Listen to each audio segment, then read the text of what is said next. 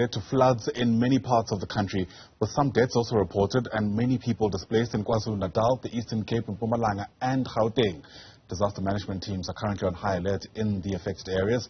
At the same time, officials are urging communities to be cautious as heavy rains, we're told, will continue.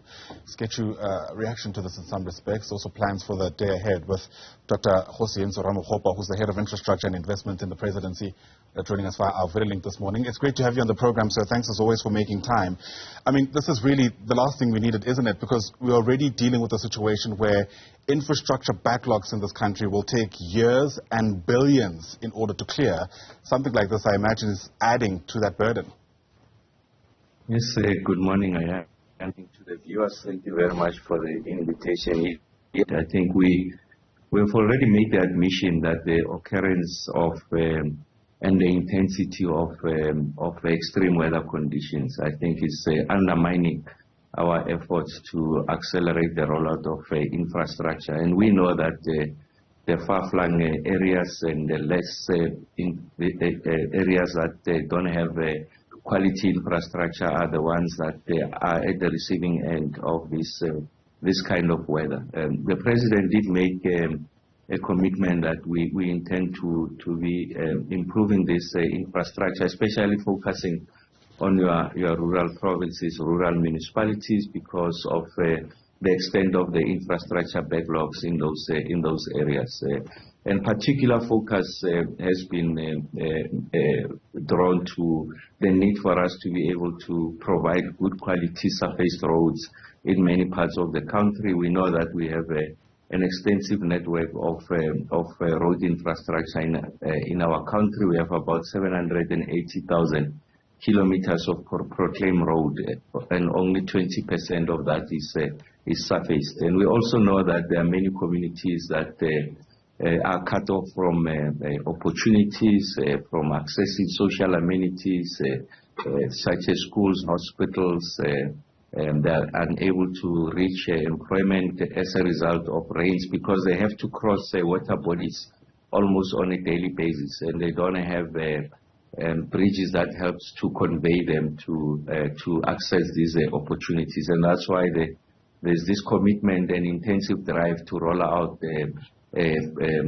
bridge infrastructure in the rural areas. Right. So we have a program to roll out 95 bridges per annum in these parts of the country, in particular the KZN and Eastern Cape, Limpopo and Mpumalanga. And really why those provinces are priorities because of the topography in those areas. It lends themselves to the need for us to be able to provide traffic conveying structures like bridges to enable people to cross water bodies. Otherwise, they remain exposed and cut off from major centers. And to this end, about 3.7 billion rands has been made available in the next 3 years to help us to achieve this target of rolling out these 95 bridges per annum. Yeah. I mean, as I speak to you, in the current financial year, we have done about 48, and we are intensifying our efforts, of course, working with the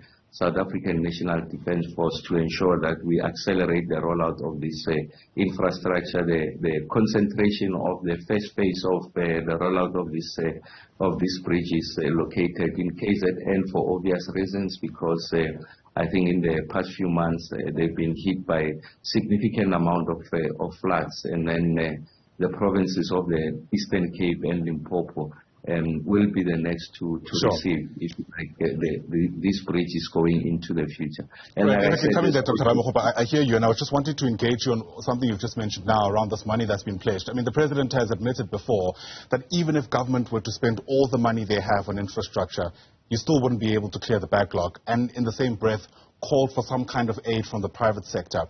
I wonder how forthcoming players in the private sector have been, especially because we're also dealing with these construction mafias in this country who are preventing people from going ahead with some of those projects. No, I must say that the private sector has been more than willing to come to the picture. In fact, I must commend them. I think they come at multiple levels. The first one is to help us with if you like, the technical capacity from a planning and design point of view.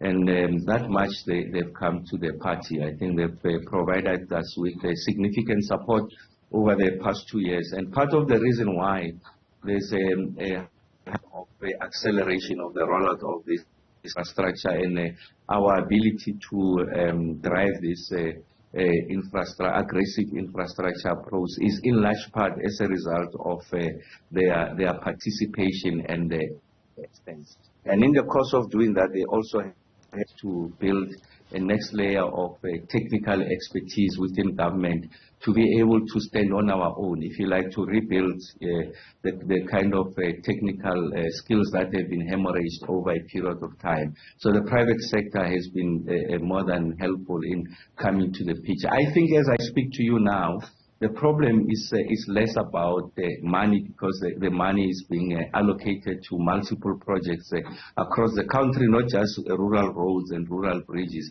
but all sorts of infrastructure in the built environment space. And you find that there has been an inability on the part of general government, the three spheres of government and the SOEs to spend this money efficiently, speedily, and also deliver quality infrastructure. And I think that's where our concentration has been over the past 18 months. And the President has been, and National Treasury has given us additional resources so that we build our own capacity, bolster our own capacity, over 600 million rands to help us to do what we call project preparation. And that has to do with the quality design and the planning of this infrastructure and their speedy delivery. I think that's where the problem is at. And we're working with all the 9 provinces and a significant number of municipalities who are deploying this technical capacity where it's needed the most, so that it's embedded within those institutions, and we're able to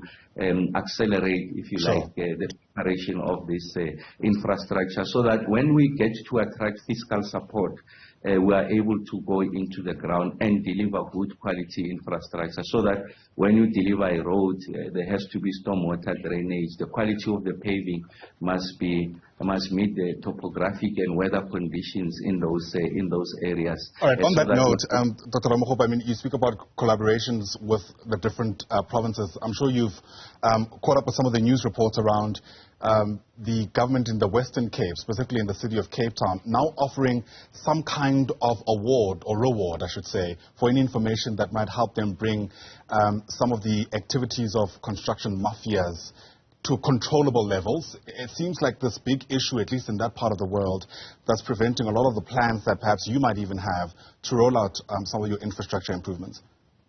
Oh yes, you're absolutely correct. I think it's a nationwide problem. It's got a national footprint, and that's why General Masamola, the National Commissioner, has put together a dedicated team at the national level to help us to address this, what we come to refer to as the construction mafia.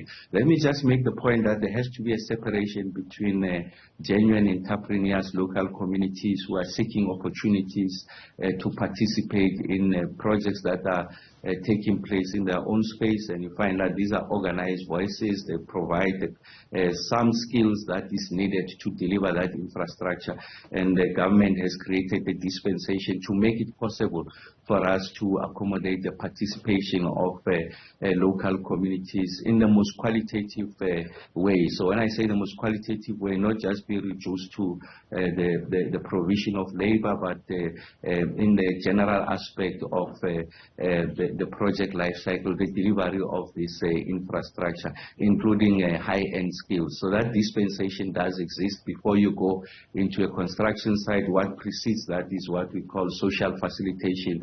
It's a really thoroughgoing engagement with communities, just trying to understand and map the skills profile in the area, and working with the contractors to ensure that there's meaningful participation of communities and business people and those in the construction industry that can accumulate experience and go up the grading levels in terms of the construction dispensation in the country. And then there's a separate conversation from that of just people who just appear on site. They don't add any value. Gun trotting in most instances, intimidating everyone at the construction site, insisting that there has to be a cash payment either for protection or for some form of participation, but they can't explain what the kind of participation that is. Even if you had to draw them into a boardroom and try to have a civil and orderly conversation, you find that they are reluctant to do that. And it is that unit that the National Commissioner has put together that will help us to address this. Of course, Sayanda, you are absolutely correct. The more we're more aggressive, I think the footprint will be all over the country. And I think that there has to be a systematic way, intelligence-driven approach to ensure that we undermine, if you like, this construction mafia to retard the delivery of much-needed infrastructure in our areas. But we have found that in areas where there's significant local participation, communities are the ones that are at the forefront in defending the delivery of infrastructure in many parts of the country. All right, we're going to have to leave it there. Dr. Kgosientso Ramokgopa, thanks for your time. Really do appreciate it. Dr. Ramokgopa is the Head of Infrastructure and Investment in the Presidency.